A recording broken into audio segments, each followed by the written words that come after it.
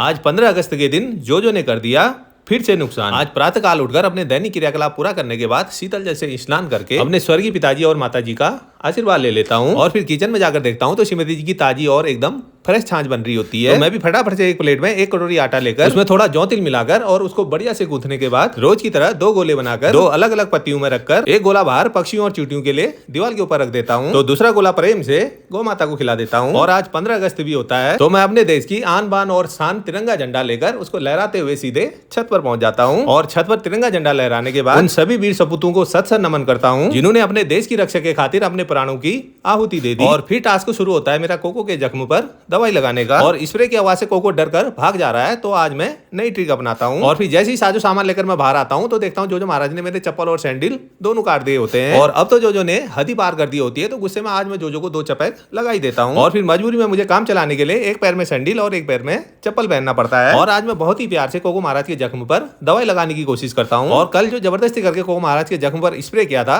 उसके कारण आज कोको महाराज थोड़ा डरा डरा सा लगता है। इसीलिए मैं सबसे पहले उसका विश्वास जीतने के लिए बढ़िया बढ़िया डॉग फूड और उसको रोटी खिलाने की कोशिश करता हूँ। लेकिन कोको इतना चतुर और चालाक है कि वो तुरंत भाग जाता है कि ये मेरे साथ कुछ ना कुछ आज भी लफड़ा करने वाला है। और जैसे ही मैं उसको खाना खिलाने की कोशिश करता हूँ तो वो तुरंत 9 तो 11 हो जाता है और फिर थोड़ी देर रुकने के बाद फिर से मैं कोशिश में लग जाता हूँ और इस बार मैं जख्म पर दवाई डालने में सफल भी हो जाता हूँ। लेकिन जल्दीबाजी में दवाई थोड़ी ही जख्म पर लगती है, बाकी दवाई साइड में गिर जाती है और फिर मैं सोचता हूँ ऐसे तो काम नहीं चलेगा, तो तुरंत अंदर जाकर एक इंजेक्शन ले आता हूँ और इंजेक्शन में दवाई बनने के बाद फिर से कोको का विश्वास जीतने में लग जाता हूँ और तब तक श्रीमती जी की छाछ भी बन जाती है। तो मैं 1 कटोरी में छाछ डालकर कोको को पीने के लिए दे देता हूँ। लेकिन जैसे ही मैं उसके जख्म पर फिर से इंजेक्शन से दवाई डालने की कोशिश करता हूँ तो कोको फिर से भाग जाता है और कोको बहुत ज्यादा एग्रेसिव भी है तो इसके साथ ज्यादा जोर जबरदस्ती भी नहीं कर सकते। लेकिन 2-2.5 घंटे तक संयम बनाने के बाद लास्ट में मुझे सफलता मिल ही जाती है। कल की वीडियो में कमेंट में सभी लोगों ने बहुत अच्छे अच्छे सजेशन दिए थे जिसके लिए सभी का बहुत बहुत धन्यवाद। लेकिन कोको महाराज इतना एग्रेसिव है कि उसको डॉक्टर के पास ले जाना या उसके जख्म पर दवाई लगाना इतना